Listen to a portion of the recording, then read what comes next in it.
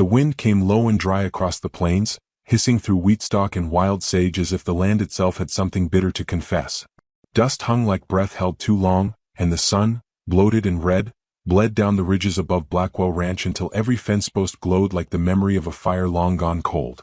Josiah Blackwell rode in slow, the saddle creaking beneath him, his hat pulled low against the light. The sky above was big enough to swallow grief whole, and maybe it had once, his and someone else's too. The ground here cracked like old pottery, baked near to splintering. It hadn't rained proper in 3 weeks. Not since the church bell cracked during that lightning storm and the sheriff said it was a bad sign. Josiah didn't hold to omens much, but he did believe in land, how it remembers who walks it and what's buried beneath. He dismounted by the corral, patted the mare's shoulder, and let her wander to the trough. His boots hit the ground with the kind of heaviness that didn't come from weight alone. He'd been carrying something invisible for near 6 years now, something stitched into the seams of his silence. He went to the house like he always did, through the back door, past the chopped wood, past the porch swing she used to sit on with a book in her lap and her hair catching the breeze. The chair still rocked sometimes when the wind was just right. But something felt off. It was the cellar door. It hung crooked. He set down the flour sack he'd picked up in town, brushed his coat back, and quietly drew the old rifle from behind the doorframe. Every step toward the cellar came measured, deliberate, like a man not afraid but not unready either. He nudged the door open with the rifle's barrel. The smell hit first, not rot, not death. Apples. Half spoiled. Then breath. A sound like breathing held wrong, like someone trying to keep their lungs quiet. He stepped inside. She was crouched between 2 wooden crates, one hand wrapped around a bruised apple, the other clutched tight to her stomach like it could keep her small. She was barefoot, filthy, and maybe 17. Could have been older, could have been younger, but grief makes a face hard to pin. Her hair was matted into a braid that looked slept on, pulled tight enough to sting. He didn't say a word at first. She didn't flinch either. Just looked up at him with wide, dry eyes. She'd already decided what would happen next. "I ain't here to steal," she said softly, as if it didn't matter whether he believed her. "Just hungry." He kept the barrel trained a breath longer, then slowly lowered it. "You're trespassing," he said. She nodded. "I know." His voice turned quieter. "What happened?" "My folks died today." He looked at her for a long moment. "You picked today to lie to me?" She shook her head once. "No, sir." Another long pause. The apple in her hand trembled. He sighed and stepped back. "Come upstairs." She hesitated, waiting for the trap. But none came. She stood, legs stiff and thin as fence posts, and followed him up the stairs like someone who'd walked 100 roads to nowhere and didn't expect this one to be different. In the kitchen he set a plate on the table. Bread. Jerky. A wedge of cheese. She sat but didn't eat. "Not yet." "I ain't gonna stop you," he said, watching her. She looked up at him then, something shifting in her face, suspicion unraveling into disbelief. Then hunger took over. She ate like she'd been trained not to, like someone might yank it away again. Every chew was cautious, reverent. He leaned back against the counter, arms folded. "Name?" "Millie," she said, mouth still full. He nodded. "Josiah." She glanced toward the cellar door, maybe ashamed. "I didn't mean to cause trouble." "You did," he said evenly. "But I seen worse kinds." A silence fell. The kind that stretches too long if you let it. Outside, wind knocked dry branches against the glass. Inside, she finished the last crumb and wiped her mouth with the sleeve of her dress. The fabric was torn near the wrist. Dried blood. Josiah noticed but didn't ask. "You got folks anywhere?" he finally asked. She shook her head. "Just the 2 of us." "Were." He didn't push further. She looked like if someone asked one more question, she'd tip forward and shatter. "You can sleep in the barn," he said. "Blankets in the hayloft. Don't touch the horses." Her eyes flicked up. "Thank you." He didn't answer. Just turned and went to the window. Watched the clouds gather over the hills like they were lost and trying to remember how to be rain again. She stood. Walked slow, like her body hurt in places she didn't talk about. The screen door creaked open, then shut. Josiah stood there a while longer, watching nothing in particular. By the time he stepped out onto the porch, night had settled across the ranch like a quilt too thin to keep out the chill. He walked to the barn but stopped outside. Through the slats, he saw her curled in a pile of hay, face turned to the wall. She wasn't asleep, not really. Just still. He didn't go in. He just watched the stars for a while, hands in his pockets. The next morning she was gone. Or so he thought, until he found her near the chicken coop, gathering eggs with practiced hands. Her braid was neater. Her face still pale but not as hollow. He didn't say anything, just nodded. She placed the basket on the back step like it might be a peace offering. For 3 days she didn't speak unless spoken to. She worked, cleaned the stables, chopped kindling wrong and got blisters. Josiah let her. Gave her boots from a box in the cellar. They were too big but she tied rags inside. She started humming on the 4th morning. Just a little tune barely there. On the 5th he caught her crying behind the hay bales. She wiped her face quick when she saw him and muttered, "Dust got in my eyes." He didn't argue. That night he left a folded blanket by the kitchen hearth. Next morning it was gone. Saturday came and Josiah rode into town for supplies. When he returned she wasn't in the barn, or near the coop. He found her sitting on the porch steps, arms around her knees. Something in her posture had shifted, like she'd stopped waiting to be chased off. "They buried my parents yesterday," she said without looking at him. "Some preacher did it quick. Said a few words. Then they threw dirt over and walked off." He sat beside her. She went on, voice small. "I wanted to stay. But the sheriff said I couldn't live in the woods alone. Said it wasn't proper for a girl. Said someone come get me." Josiah stared out over the ridge. "No one did," she said. The porch creaked as he leaned back against the post. "How long you walk?" 2 days. He looked at her sideways. "No shoes." She shrugged. Didn't feel it much. They sat in silence again. But this one didn't ache like the first. A crow called from the cottonwood nearby. A hawk answered from far off. "What was your mother like?" he asked. Millie's mouth twisted, unsure. "Soft hands. Even when she was mad." He nodded. "Mine too." She glanced over. "You still got yours?" "No. Long time gone." "Wife?" He didn't answer right away. "Yeah." She passed. Another silence. Not cold, just heavy. "Did it get easier?" she asked. "No," he said simply. "But it got quieter." She nodded, and for a moment her eyes glistened. She blinked it back. When she stood, her legs were steadier. "I'll finish the eggs." She walked off without waiting for his answer. He watched her go, something turning slow in his chest, like a seed remembering how to sprout. That night he found a biscuit wrapped in cloth on his workbench, still warm. He didn't mention it, but he put a second plate on the table the next morning. At supper, she started telling him about the way her father carved spoons out of driftwood. Her voice caught once or twice, but she kept going. He listened. Then, just as the moon rose and painted everything silver, she leaned back and said, "You think they'd be mad? Me stayin' here." He looked at her, long and quiet. "Don't matter what they think," he said.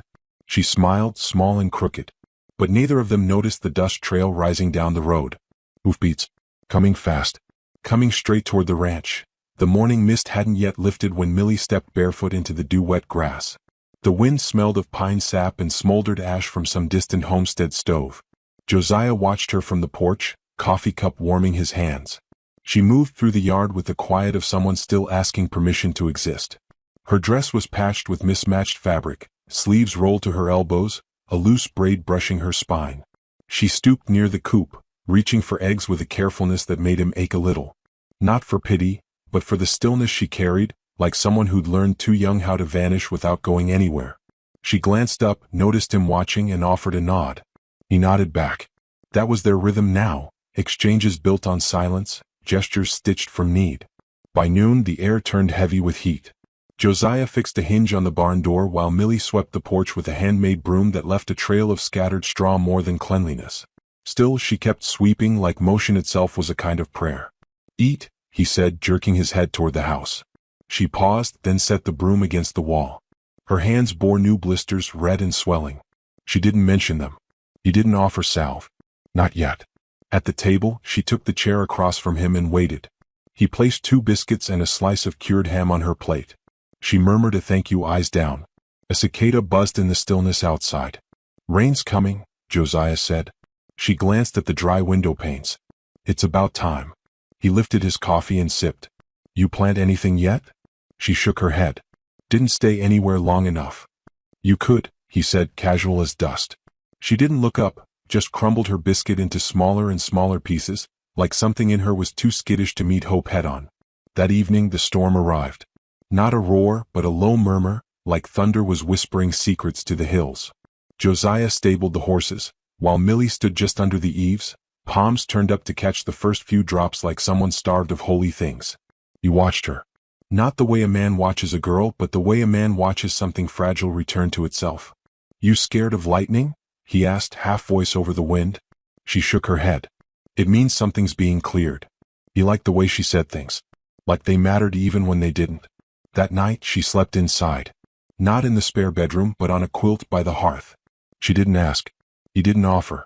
But the thunder got louder, and when she came in soaked and shivering, he pointed to the basket of firewood, then the blanket.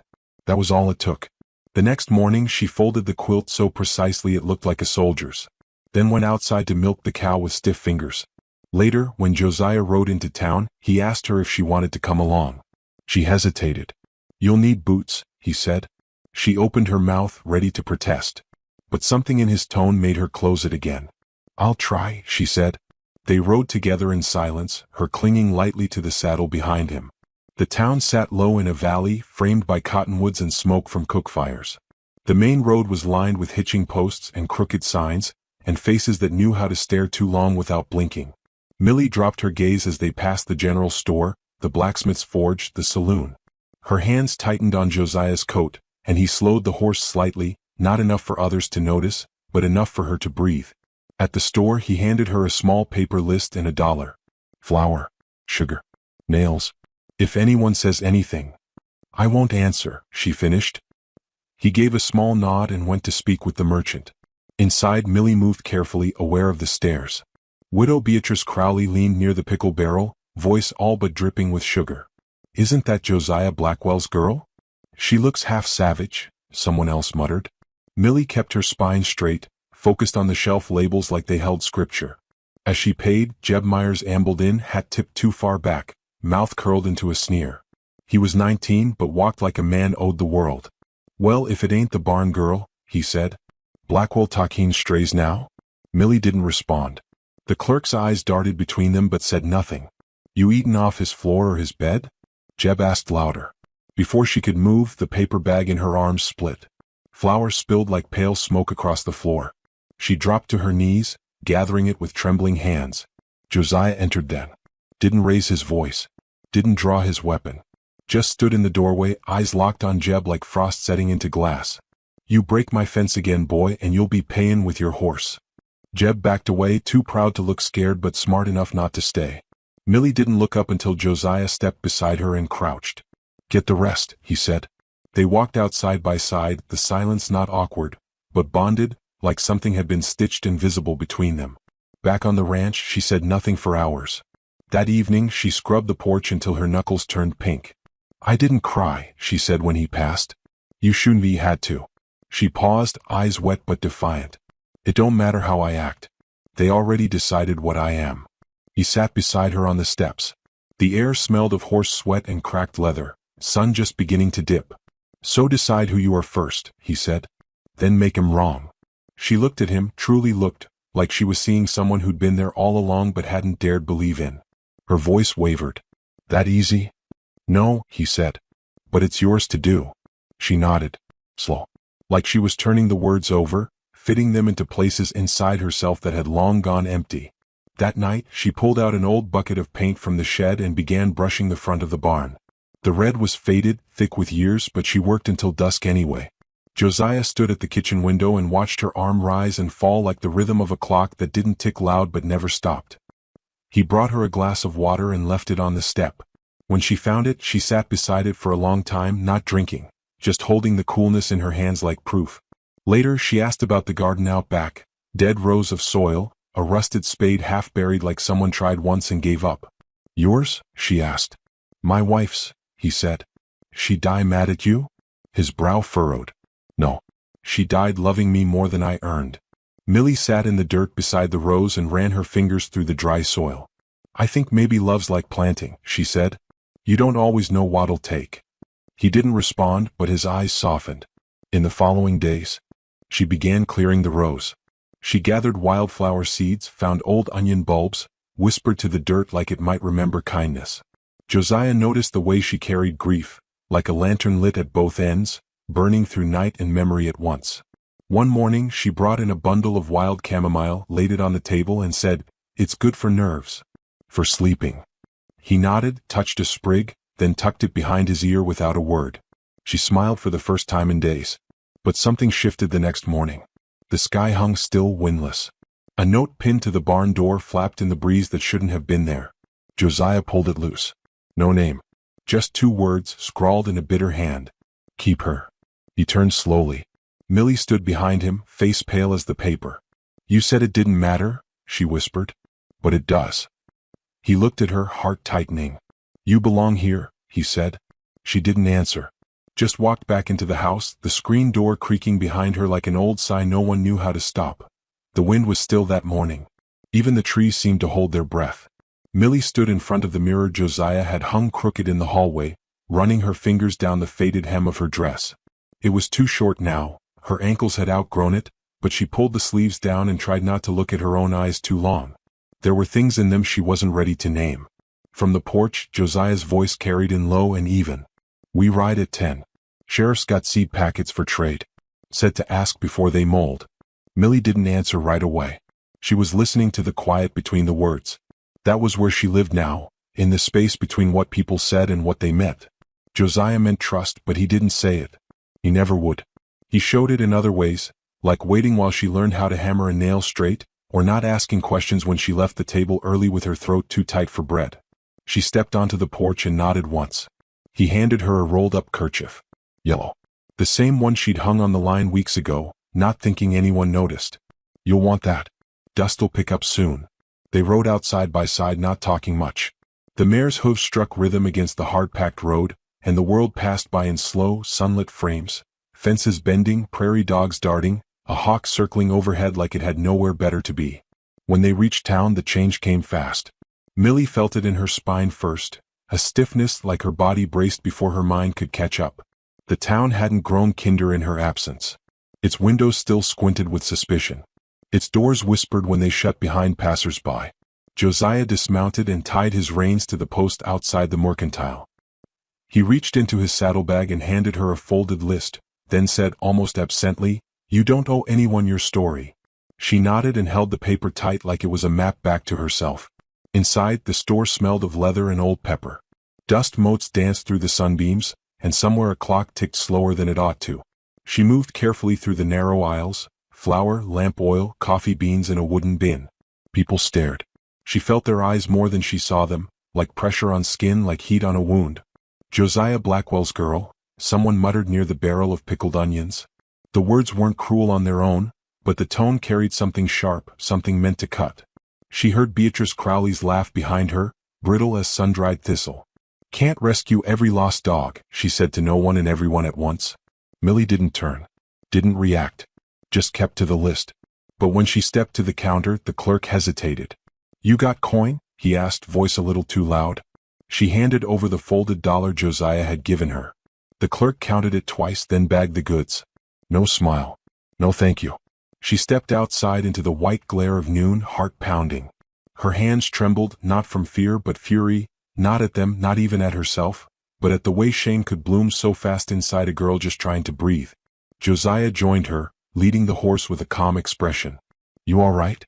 She nodded. But the air around her said otherwise. They rode in silence until they passed the blacksmith's, and a voice called out from the side alley. Thought strays weren't allowed in town anymore. Jeb Myers leaned against the fence, chewing something dark and spitting into the dirt. His boots were too clean for someone who claimed to work. Come on now, he said with a grin. Ain't polite to ignore your neighbors. Millie stiffened in the saddle. Josiah didn't stop the horse, just tipped his hat and kept on. But Jeb took a step forward. I'm just saying, he called after them, if you're looking to be fed, you might try the saloon next time. Josiah stopped. He didn't turn around. Didn't draw his gun. He just let the silence answer for him. Then Millie turned her head slowly, met Jeb's eyes, and said in a voice low but clear, You hungry for a fight or just for attention? Jeb's smile twitched. Josiah finally turned then, his stare hard as iron. You want to try your mouth again, boy, he said. Do it without hiding behind your daddy's name. Jeb shifted, spit again, and walked away. They rode the rest of the way home without a word. When they reached the ranch, Millie swung down from the saddle and went straight to the back of the house. She didn't stop to unpack the bags. Didn't stop to wash her hands. She dropped into the dirt beside the fence and started pulling weeds with fingers that dug too deep, too fast. Josiah watched her from the porch, the sun cutting long shadows behind him. After a while, he came down and sat beside her. "I shouldn't let you come," he said. "I needed to go." They pulled in silence. "I hate the way they look at me," she said, voice barely above a whisper. "Like I already did something wrong." He didn't answer right away. Just let the dirt crumble between his fingers. "They looked at me the same way when my wife died," he finally said. "Like maybe I was the reason she didn't make it." Millie glanced at him. "I stopped caring," he added. "But it took years." She exhaled long and slow. "I don't want it to take years." He reached over and gently pulled a burr from her sleeve. "Then don't let them name you." She sat back, brushing sweat from her brow. "I don't know what name to take instead." "Pick one that ain't theirs," he said.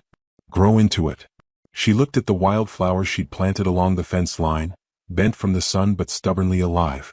That night she baked cornbread. It was dry in the middle and a little burned around the edges, but Josiah ate it like it was the first meal he'd had in months. When she sat down across from him, she held her chin high, her hands steady. "I want to go back next week," she said. He didn't ask why. Just nodded and passed the butter. A few days later, while cleaning the barn, Millie found an old satchel tucked behind a beam. Inside was a small leather-bound notebook with a woman's name scrawled inside the front cover in faded ink. Eliza Blackwell. She ran her fingers over the name like it was a ghost. Beneath it, written in neater script, was a single sentence. "The soil remembers everything, especially grace." That night she asked Josiah if Eliza had written much. "Some," he said. "Mostly things she was too kind to say aloud." "Did you read it?" "Only once." "Why just once?" He stared into the fire a moment. "Because it made me miss the part of her that forgave me." Millie swallowed. "She sounds like someone who believed in second chances." He looked over. She was. They sat there in the hush of the room, the fire snapping soft in the hearth. Outside, the wind stirred through the trees like someone walking barefoot in leaves. Then came the knock. One hard, flat fist on wood. Josiah stood first. Millie's heart stilled. At the door stood Sheriff Zeke Hollow, his hat in one hand, dust clinging to his boots. "Evenin', Josiah," he said. Josiah nodded. "Evenin', Zeke." The sheriff looked past him at Millie, who'd risen from the table but hadn't moved. "I need a word," Zeke said, glancing back to Josiah. He stepped onto the porch. The door swung shut behind him. Millie waited. The voices were low. Too low to make out. But the tone said enough. When Josiah came back in, he moved slower than usual. He sat down, didn't speak. "What is it?" she asked. He rubbed a hand over his jaw, then looked at her. "Town stirred up again," he said. "Somebody left another note." Millie didn't flinch. "What does it say this time?" Josiah hesitated. "Says if I don't send you packing, they'll stop doing business." She looked at him evenly. "And will you?" "No," he said. "But it'll make things hard." He nodded. "Been through hard before." She sat down, eyes burning but steady. "I don't want to be the reason you lose this place," she said. He leaned forward. "You ain't the reason for any of this, Millie." Then he reached into his shirt pocket and pulled out Eliza's notebook. Set it between them. "If you're gonna stay," he said, "you ought to know the kind of woman this house remembers." Millie stared at the cover, then slowly opened it to the first page. The words inside were written in delicate, looping script. "Sometimes we carry pain like a badge. But it's meant to be healed, not honored." She closed the book, pressed it to her chest, and whispered, "Then I'll try." Neither of them spoke again that night.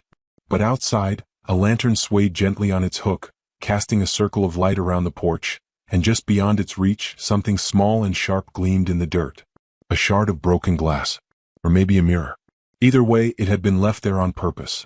The sun had risen blood orange, the kind of morning that felt like it knew something you didn't. The sky burned low and coppery across the ridge, and the air hung thick, like the earth was sweating beneath its own skin. Storms always announced themselves in this country, not with thunder first but with silence, like the land was holding its breath too long. Millie stood at the garden's edge, hands buried wrist deep in soil, elbows speckled with mud. The onions she'd planted weeks ago had started to sprout in crooked rows, defiant and green. Josiah leaned against the porch post, sipping from a dented tin cup. He'd stopped asking why she spent so much time in the dirt. He understood now. Planting was the one thing that didn't judge, didn't whisper, didn't pull away when you reached out with nothing in your hands but grief. She didn't speak until her shadow hit the porch steps. "I want to go alone today," she said. He didn't look surprised. Just set his cup down on the railing. "You sure?" She nodded. "If I don't walk in by myself, they'll never stop waiting for you to drag me." He studied her face and for the first time, saw no tremble in it. "You need coin?" "I still got that quarter from the fair." He didn't ask how. He knew she hadn't won it. He fetched her the brown satchel from the coat hook, the one Eliza used to carry wild herbs in. Millie tied her braid with the yellow kerchief. She looked older than she had last week. Not in years, but in clarity, like someone who'd faced herself in the mirror and didn't flinch. "You know they'll try something," he said. "I'm counting on it." The horse was already saddled. As she mounted, he placed a hand lightly on her calf. "Don't rise to it." She smiled faintly. "I won't. I'll dig under." He watched her ride away, the satchel bouncing against her hip, dust rising behind her like a whisper of all the things she hadn't said. By mid-morning, the town was a hum of flies and whispers. She dismounted and tied the reins outside the general store, boots crunching across gravel as she entered. The bell overhead rang sharp. A few heads turned. Jeb Myers leaned against the front counter, a toothpick dancing at the corner of his smirk. His friends lingered near the barrels of seed. Millie kept her eyes ahead. She collected the jar of lamp oil, a small sack of sugar, and the packet of clothespins she'd promised to bring back for Josiah. She reached the counter, placed the items down with careful grace, and dug the coin from her pocket. The clerk looked at the silver, then at her, then to Jeb. "That all?" "It is." He bagged the items slow, like touching them might mark him. Jeb shifted, and his boots scraped the floor deliberately. "Didn't figure you had money left," he said. "Unless you've been earning it behind the barn." Millie paused, still and small. Her fingers curled slightly around the satchel. "I didn't know pigs could talk," she said without turning. Jeb moved. Quick. Like a dog used to snapping jaws. He grabbed her wrist. Before she could wrench away, the bag tipped. The lamp oil hit the ground and burst. The bottle didn't break, but the cap came loose and spread slick across the floor. The sugar fell next, split and scattering. The whole room froze. She stood with her arm twisted, her breath caught like it had turned to steam in her throat. Then a match flicked behind her. Beatrice Crowley lit her cigarette, lips pursed around pity and poison. "Sheriff's out back," she said, exhaling. "I'll go get him." Millie's knees wanted to shake, but she didn't let them. "Let go," she said. Jeb didn't. So she stepped forward, leaned in, and said quietly, "My father taught me to gut a deer in under 5 minutes. You think I don't know how to use a knife on something smaller?" Jeb's eyes blinked. He let go. She crouched, picked up the sugar with one hand and the oil with the other, then stood and faced the clerk. "I'll come back with coin for the rest. Or not. Don't matter." She walked out, the door slamming behind her with the sound of a gavel. By the time she reached the edge of town, the clouds had thickened, low and dark.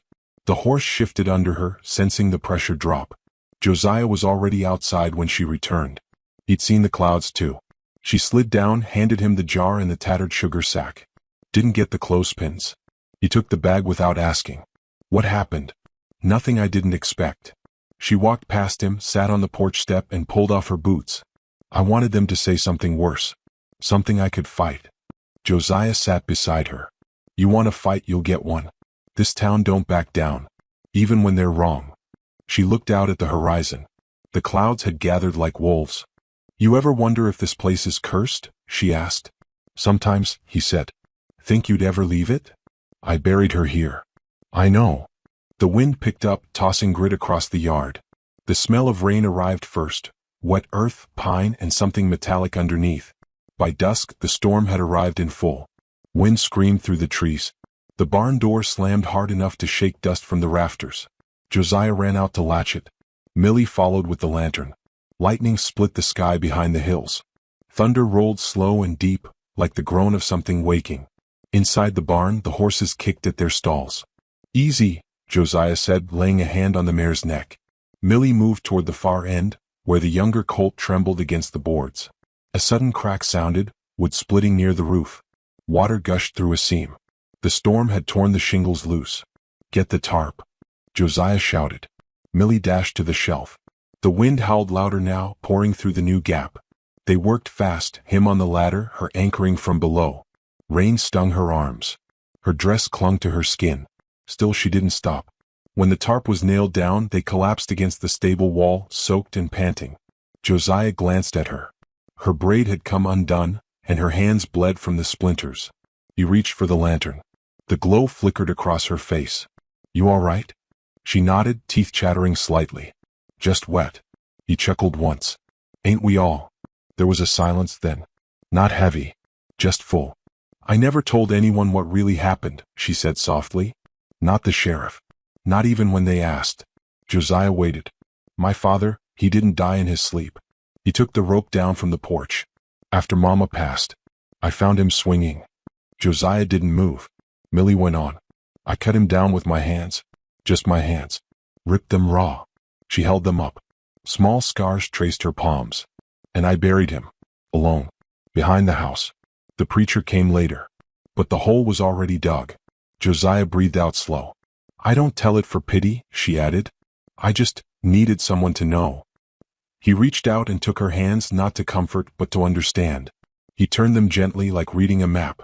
"You can't carry that by yourself," he said. "I did. You don't have to anymore." She looked at him. Really looked. "I don't know how to let someone help." "You don't start by a skin," he said.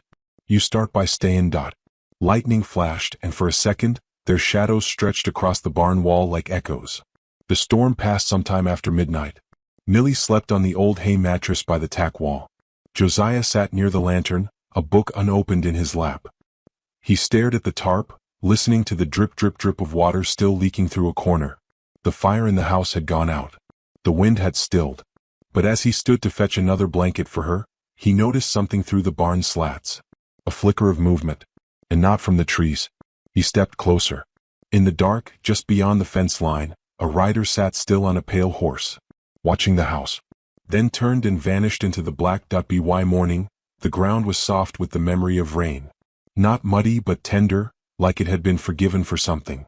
Millie stepped barefoot onto the porch, her hem brushing the wood slick with dew. The sky was still gray but not heavy.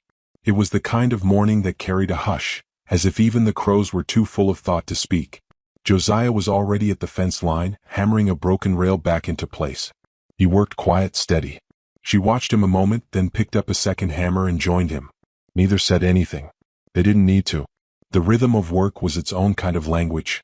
When they finished, she stood beside him and pointed to the patch of soil where wildflowers now bloomed. "I think they're going to take," she said. He nodded. "So do I."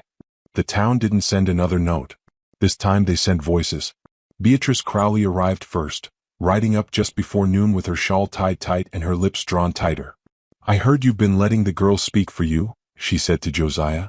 "Some folks think that's a dangerous thing." Millie stepped out of the barn, wiping her hands on her skirt. "I'm right here," she said. Beatrice looked her up and down. "You're not owed anything here, girl." Millie tilted her chin. "I'm not asking." Josiah stepped between them. "You can turn around now, Beatrice's eyes narrowed. "Town's not gonna buy from you much longer. You make your choice." "I already did," he said. She left without another word, but her silence rang louder than her gossip ever had. Later that day, a rider came hard over the ridge. It was Sheriff Zeke, mud on his coat and urgency in his face. "There's been a bite," he said. "Beatrice's boy. Snake. They can't stop the swelling." Josiah stepped forward. "Get Doc Harmon." "He's in Bear Creek," Zeke said. "Won't be back till morning." Zeke's eyes flicked to Millie, full of a reluctant kind of hope. "I seen her pull roots from your field. You know what she knows." Millie didn't hesitate. "I know enough." She gathered what she needed: goldenrod, sage, crushed pine tips from the hill. Josiah rode with her, the wind at their backs like something blessing the urgency. The boy was pale, his breathing shallow. Beatrice stood wringing her hands, her eyes wet and wild. Millie knelt, hand steady, voice calm. "You need to let me touch him." Beatrice hesitated, then nodded. Millie worked in silence. The room filled with the sharp scent of herbs and the soft sound of cloth soaking in boiled water. Hours passed. The swelling slowed. The boy's breathing steadied. When Millie stood, her knees creaked, but her face was clear. "He'll live," she said. Beatrice looked at her like she didn't know whether to kneel or run. Josiah placed a hand on Millie's shoulder. "Let's go home." The next day, Beatrice brought a sack of flour to the ranch, placed it on the porch, and left without a word. Behind her came others, Eggs, nails, cloth, all quiet apologies disguised as gifts. Millie unpacked them one by one and laid them on the table. Is this what forgiveness looks like? Josiah poured coffee into 2 mugs. Looks like seeds, he said. You don't know what'll grow yet. She smiled. That evening, she rode down to the old cabin near the creek, the one that hadn't been lived in since Eliza died. The door still squeaked. Dust caught the light like memory. She stood in the center of the room and turned slowly. Josiah stepped into the doorway holding something wrapped in cloth. You said you didn't know where you belonged, he said. I thought maybe this could be yours. She opened the bundle. Inside was the key. I haven't earned this, she whispered. You earned it the moment you stopped running, he said. She looked at him, eyes full and quiet. You sure? He nodded. That cabin's been waiting for something worth keeping. She walked to the porch and sat on the steps. Josiah stood beside her. The creek whispered behind them, steady as breath. Do you miss her every day? She asked. Not every day, he said. Some days I just feel her in the wind. Like she's still waiting for me to get it right. Millie leaned her head against the post. I'm not her, she said softly. I know, he said. You're you. That's enough. She closed her eyes. The land around them had bloomed again. Not much, but enough to promise something more.